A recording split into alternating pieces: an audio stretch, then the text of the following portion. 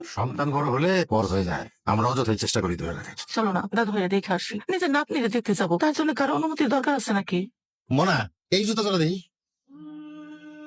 এই জুতার নামই তো খোকাই কইছিল। আঙ্কেল, এটা কিন্তু ব্র্যান্ডের জুতা, একদম 1000, কোনো দামাদামি নাই।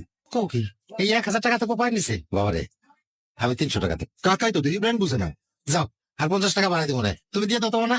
আমি এটা ওটা পুটি আর ইলিশের দাম কি এক হয় কাকা? খোকা তো এই জুতার কথাই কইছিল।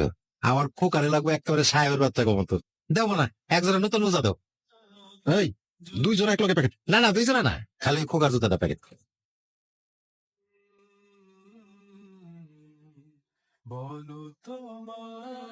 মুর্শিদা দিয়ে সেলাই করা একটু পালিশ করলে একটা সাকসা করে দেবো, তাই না মানা? কাকা আপনারটা? বাপ হও তখন বুঝবে।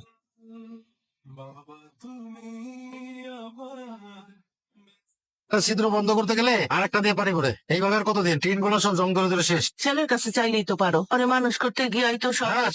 আগামী মাসে পেনশনের টাকাটা পেলে। কেমন আছিস বাপ? আমি একটু ব্যস্ত আছি, পরে ফোন করি। আমার দাদু ভাই কেমন? কেটে দিল। সন্তান বড় হলে পর হয়ে যায়, আমরা অযথাই চেষ্টা করি ধরে রাখার। চলো না দাদু ভাইয়া দেখে আসি, নিজের নাতনিরে দেখতে যাবো, তার জন্য কারো অনুমতির দরকার আছে নাকি? দাদু ভাই,